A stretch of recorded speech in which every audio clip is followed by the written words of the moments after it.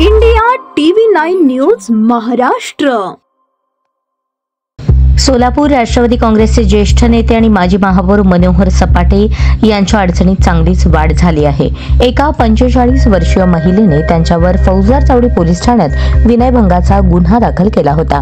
त्यानंतर शुक्रवारी त्या महिलेसोबतचा शिवपार्वती लॉजमधील सोशल मीडियावर व्हिडिओ व्हायरल झाला आहे।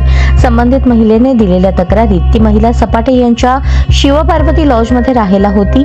त्यावेळी सपाटे यांनी त्या महिलेला स्वतःचे व्हिजिटिंग कार्ड देऊन तिचा मोबाईल स्वतःचा मोबाईल नंबर वरती डायल करून घेतला।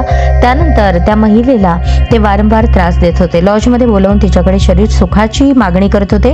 या महिलेचा अखेर सपाटे यांच्यासोबतचा लॉजच्या 307 नंबर रूम मधील रेकॉर्डिंग व्हिडिओ सध्या सोशल मीडियावर प्रचंड व्हायरल होत आहे।